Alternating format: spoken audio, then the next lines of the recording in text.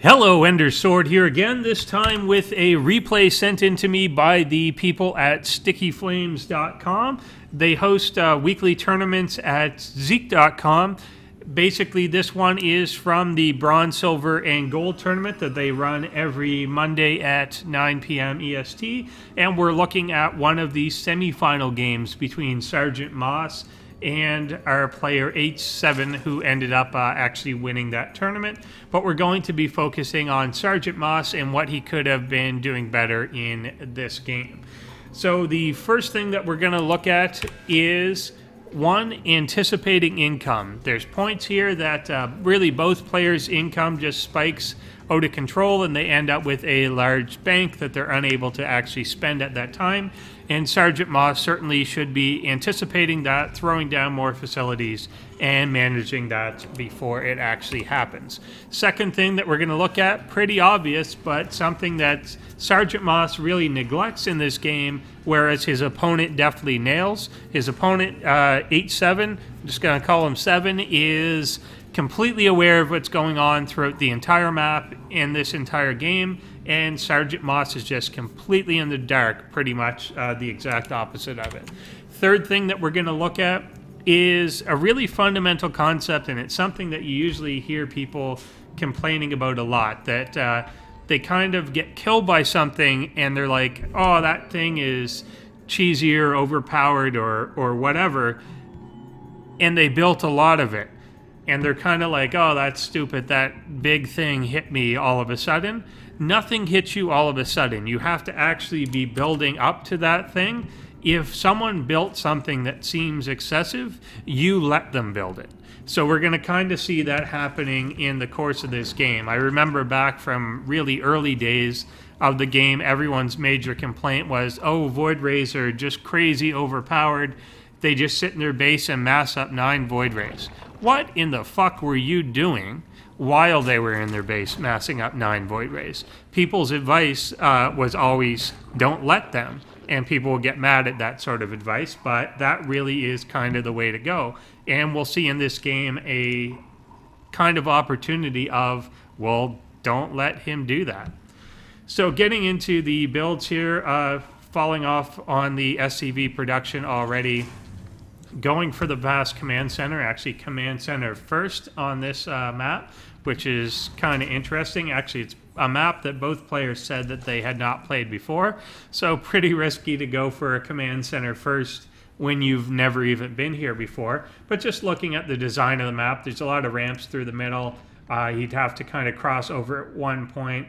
There is a bit of a long distance between the two, so an interesting chance, and he knows that he could block this off with 3 buildings, so kind of an interesting and risky economic starter there for Sergeant Moss. However, he's a bit slow, obviously, in getting the orbital commands. Because of doing that, he only has the barracks out here now, and then he's not immediately converting those, yet not building an SCV here. There, finally, the orbital going, this one not getting started until a little bit later, but looks like he kind of got away with this, that he's got that wall up. Obviously no quick pool or anything came out of 7, so he's going to be pretty safe here, and then putting a bunker behind.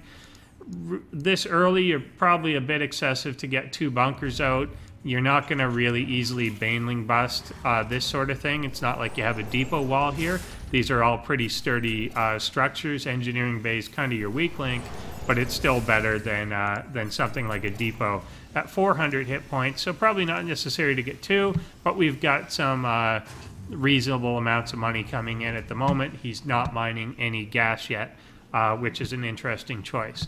What I'd like to see him doing here, now that he's got 2 orbitals up, we've gone ahead and taken this big economic advantage to jump out faster than a Terran player usually would.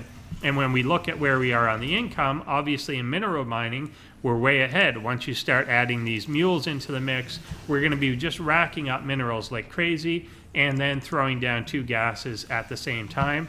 I don't like the idea that Engineering Bay was one of these buildings when we were not ready to actually start any of the upgrades. That could have easily just been another barracks, and we'd be better off getting Marines out, because right now we can't spend from this building, and our income is currently in the 1200 range once you add the mules in, and we're continuing to increase that as well as adding gas on.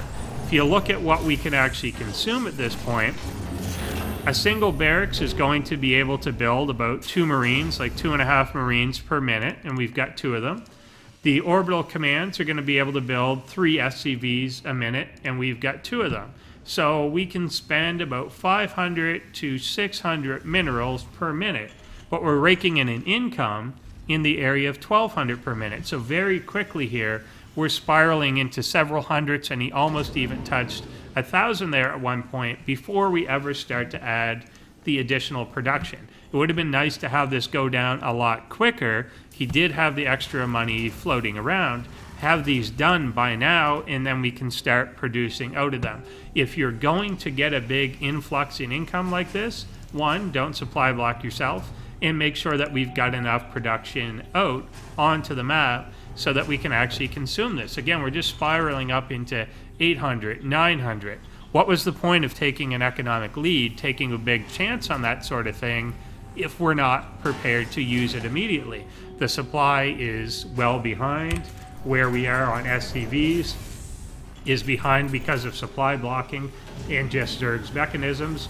And we did all that, and there's only 9 Marines out on the field, is a little underwhelming at the moment. So didn't jump out to a big military advantage, didn't take advantage of that economy that was there, and just kind of underwhelming. Finally, research starting here, but that could have been a lot quicker had we thrown down a gas earlier and so on. Got some idle SCVs sitting around.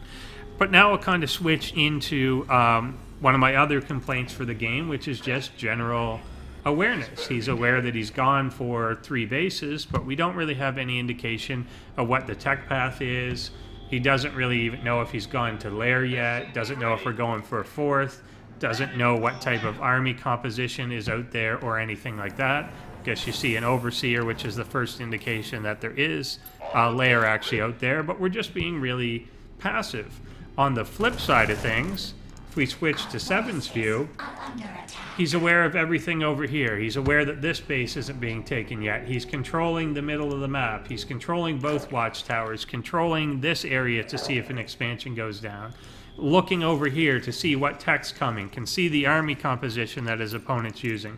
He's completely aware of absolutely everything that is going on right now. He's not going to be surprised by anything at all, pretty much. He knows the exact army composition.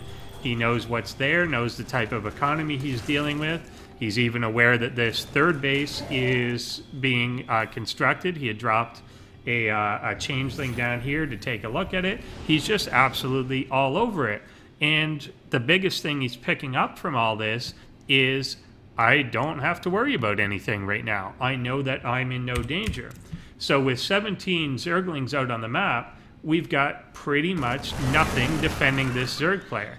If this army just walked across the map, one, he'd be aware of it really, really early because he's got this early detection. It's going to take you like a minute or so to walk across this map. I don't know what these guys are doing here. And he knows that he could come in and prepare. Because he knows exactly what's going on, because he knows he can have time to prepare, he's actually able to take the risk of going up to 4 bases while simultaneously just absolutely tech switching into mutas, knowing that he can bank a bunch of money up for when they're done and immediately have this huge muta army out. Even thinking of coming in here, and he's just so aware of what's going on, he's aware of where the army is, just aware of everything, so he decides to even wait. I'm not going to go in with that first 9 of them. I'm going to wait until I've got all 18 mutalisks right here, send something in to take a look around, and when I make that first push in, bam, I'm just going right for the mineral line. I know there's nothing there. I know where his army is. I know where everything is, and I'm in no hurry. I'm in no danger, and he was able to just afford going up to that because of that. He was never actually threatened in this game. Usually just banking up that much money or going that hard into mutalisks, well, you've got to be worried. What if my opponent pushes across the map? What if we did take the 25 Marines, 3 tanks, and 4 medevacs and push across about a minute ago? Well, there's only 17 lings out. He would have to abort this 18 Mutalisk plan, start making more lings, start making more banelings, start using gas that was able to be dumped into these. We don't have any other tech going down. There was a bit of a counterattack here, but nothing of importance was actually picked off. And he wouldn't have had the money to do all this sort of thing and completely destroy his economy. Now with this many Mutalisks out, he's got basic map control, was able to completely decimate this base, and then the hard switch back into lings here. Not even worried about these, probably should have picked off those tanks, but just decides, nah, screw it, I'm just gonna go for the mineral line. There's nothing out there that can deal with that many Mutalisks, nothing that matches that mobility, and then finally as the banelings connect, bam, that's pretty much the end of it. There's nothing out there at all. During that entire fight, from the moment that he saw the Mutalisk going down, we've even got an armory, but no Thor producing, nothing that would let him counter that.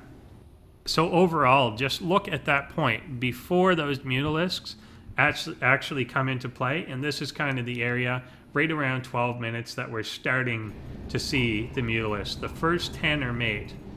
If we just kind of look at that moment, the 10 Mutalisks are way over here. They're not going to do anything against a bunch of Marines, and there's only 10 Zerglings out on the map with 5 Banelings. If this was a time that he was pushing out, if he had pushed out about 20-30 seconds ago, then all of a sudden these can't be made. If he catches them before these are actually made, then he has to defend himself. There's nothing really here that's going to save him from the Terran army that's available. And this isn't even an overwhelming army. He was obviously underspending. We're banking 1,100 minerals again. There's just not really enough gas, only now taking the 4th gas. That should have been done quite a while ago because it was the thing blocking a lot of what he's doing, preventing a lot of upgrades, preventing a lot of higher tech things from being built. Second engineering bay down. With this many minerals too, you know that the Zerg has the option of going air. Throw down some missile turrets. They're not going to stop 18 mutas, but the whole idea is just to delay them, that they have to kill the turrets first, and then you can run some Marines into position.